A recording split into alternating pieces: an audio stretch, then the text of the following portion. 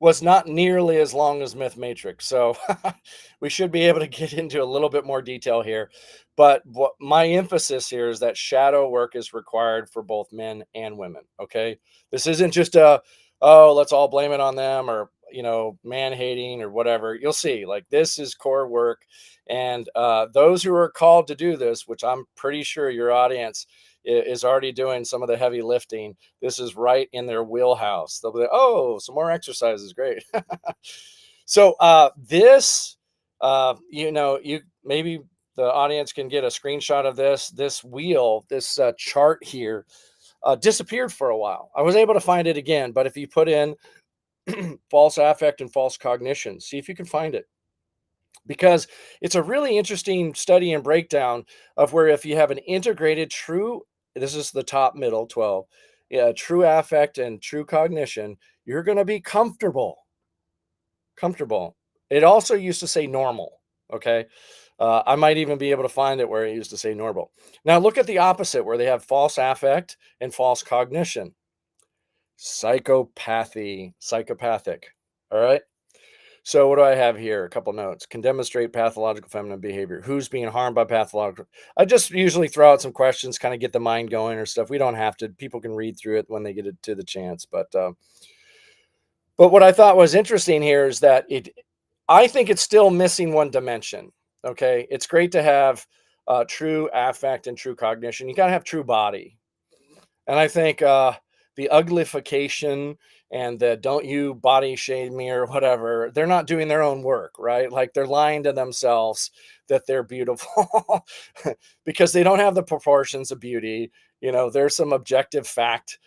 So I would just add a third one here, is that you should have true body, true cognition, true affect, no crocodile tears, no bullshit, repeat the dominant narrative or whatever.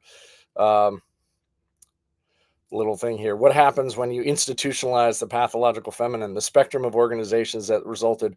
This was the Kurt series he did from Abrahamism all the way to white replacement.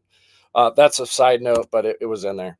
I want to make a distinction here on the next one of between pathological and psychopathic. Pathology is the study of disease, disorder, and death. Therefore, pathological is compulsive, like a pathological liar. They lie to lie, even when they don't need to lie or not even asked. They lie for no reason aside from they believe it and they want to reinforce their lie. Pathological or compulsive lying is positively correlated with psychopathy, sociopathy, and antisocial personality disorder. Okay. Psychopathic is marked by a lack of anxiety or fear and a bold personality. They lie because they want to manipulate others. They know they are lying. Okay. This is the big distinction. And this is kind of my challenge with the term pathological feminine. I get that it is taken on and people get it, but pathological, you'll see a little bit more here, is definitely different than psychopathic. And I think us guys here, and the viewers should start saying psychopathic feminine in particular. We'll get to this more. So a psychopath is perfectly or particularly dangerous because they can appear comfortable, meaning they can hang out at that 12 o'clock. They can really seem like they have true affect and true cognition because they have quite a lot of comfort in knowing that they're lying and telling other people the lies that are used to manipulate others. Let's get into it. So 3 types of liars. Most of the time, you just have natural liars. You overemphasize, aggrandize, tell a big fish tale, that type of stuff. Maybe our memory gets a little fuzzy, and we're like, well, I think it kind of happened this way. Like, that's some version of natural lying. I'm not giving it any sort of moral credence whatsoever, but I'm just saying it happens.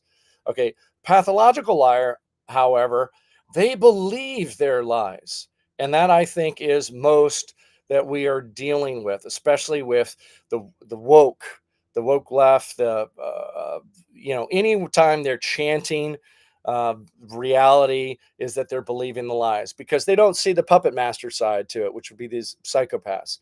They do lie to manipulate, and that they know that they're lying. And it has here at the bottom a persistent antisocial deviance and criminal behavior.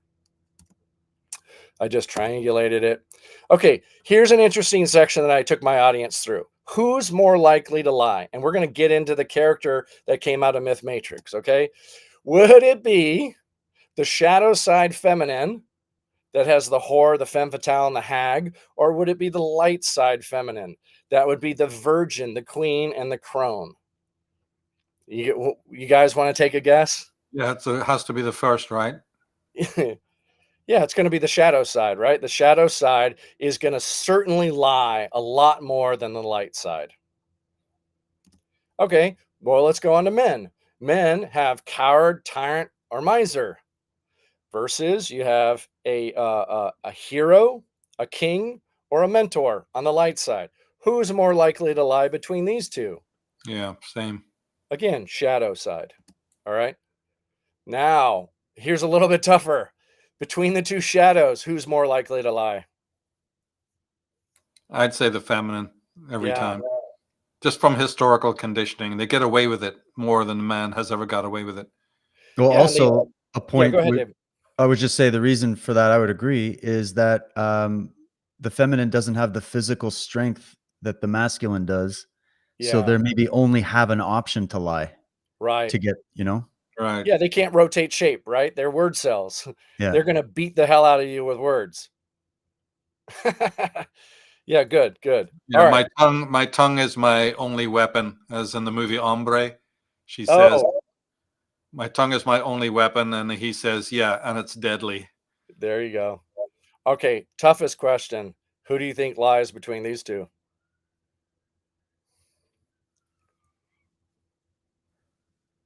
Probably have to go with the feminine again, but am I being biased because I'm a dude? What do you think, Michael? Oh yeah, again, I would say the feminine every Yeah. time. They I mean, teach I it. think that's They're not only the liars. Man has mimicked them. It's more of a contamination. Man is not inherently a liar. He's Mhm. straight up and heroic. Yeah. These vices that you're talking about have been learned from the feminine. Is my take on it. They've learned. They're the wellspring from which this poison flows. Good. So, yeah, I agree with what's being said here, and let's dig in. So, who's more likely to lie? It's our shadow, and in particular, our shadow, and it is feminine, yes, and it's this thing where it's unindividuated and it's unintegrated. That's where we're gonna lie. So it has that dark archetype, horror, femme fatale, and hag. We compare that to the cower and tyrant miser. Same energy, same vibe. All they want all the power, none of the responsibility. And I've just brought in the dark triad of narcissistic, Machiavellian, pathological. Right there, dead center is absolutely the most likely to lie at all times, no matter if it's feminine, masculine, male, or female, or whatever. If you find them there in that dark triad, it's largely because, and this is what I'm emphasized, the I captain is to individuate and to integrate. Okay, and we're going to dig into this by the end. Here's a slide that's kind of like let's take a breath here and step back a bit, get a big picture. Michael does this very well. Reproduce or die. Is this a superpower or a curse? So if pathological is the diseased, means that it's other than ease, right? Let's take a big picture here. Well, the purpose of this system is what it does. So men produce, women reproduce. But if they're not reproducing humans, what are they reproducing? And the same question goes for men. If men, what are men producing? This is when you step back and get that bigger picture, that esoteric take that Michael is really good at. So we get here to this point, and I'm pretty sure Michael said this in a number of ways, is that consciousness is everything, okay? And that I want to make an emphasis between our conscious and our subconscious. Now, men tend to be more conscious, and women tend to be more tapped in their subconscious in terms of like feeling world, intuition, that type of thing. Men more Right. conscious and direct tend to be. Now, the conscious mind can imprint upon the subconscious to then birth existence, is kind of the idea. Like we can give directions, we can, tell them what we want them to do, or that type of thing. This is what we do, the conscious mind. But there's a lot of power in the subconscious or the other than conscious, in the sense that the subconscious is likely more powerful than the conscious because it's what you believe to be true at the core level. Therefore, the subconscious tends to always be creating, always be producing, always be reproducing is happening at a subconscious level. And that's why it's particularly dangerous for these pathological liars, because they're prone to believing their own lies. So what if the subconscious is programmed with truth candidates? And that was a big core thing that we're trying to do with Natural Law Institute. We are really trying to go through all of the sciences. We're trying to have a commensurate measurements across so that we can get science of decidability and foster cooperation. That's what we're really going for. We'd like to say something. We want we want 1,000 nations to bloom, and we're trying to give all the rules, not rules, but what not to do. And that we make a distinction between authoritarian and totalitarian. Authoritarians will tell you what not to do. The king typically only has veto power. No, you can't do that here, right? That tends to be really what a dad is about. That's big father energy right there, because we give you there's a million yeses, but based on all of our men that have died, all these other things we've gone to battle and that type of stuff, we just tend to tell you, hey, don't do the stupid stuff that we've already done, right? Whereas the totalitarian side tells you what you must do or you have to do. So interesting distinction. Back to this. What are the subconscious is programmed with truth candidates? What's where we're going for? Now, I'm not sure, are you going to define it or not, but I'm just wondering what would be the good definition for truth candidate? What is that?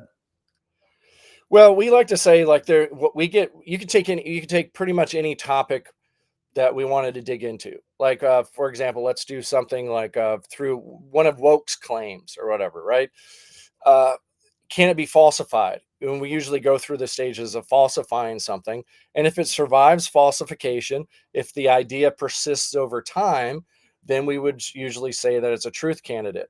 Now, I got involved with Natural Law Institute back when it was called Proprietarian or Proprietarian Institute. And we had what were called King of the Hill games. And it was a lot of really smart guys arguing about ideas. Now, here's kind of a joke side, but I was in Hawaii. Alan Reed wasn't there anymore, but I was now on Big Island, basically living in some of those intentional communities and stuff. And I definitely had the no master, no slave. And there is definitely truth in that, presentation of no master, no slave. And I was also big into the non-aggression principle, right? Like that was also somewhere in there. And I got my ass kicked about non-aggression principle. It said basically you can only pull that off when the area that you live has already been pacified, and that you have people that are basically policing it. Then you can kind of get away with these libertarian ideals, anyway. So Right, because I guess the issue is, well, we don't live in that world, and we're surrounded by enemies. And we've actually, here in the West, we've talked about this. We've got enemies right inside the gates all over the place. So what are you going to do? You're just going to let them prey upon you endlessly, or are you going to rise up and do something about it?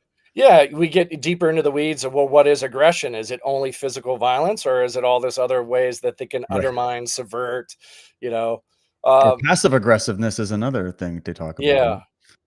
Our group got we got a little wave of popularity back prior to 2016, I think, when we showed the leftist tactic and feminine tactic of GSRRM: gossip, rally, shame, and moralize. There's a second rally, no, 2 R's, GRRSM: gossip, rally, ridicule, shame, and moralize. And that when we were able to unleash that to our audience, they go, oh, that's what they're constantly doing. All these Facebook, bullshit fights that you're going through. And you're like, oh, they're just doing the same thing, same playbook, that wicked tongue.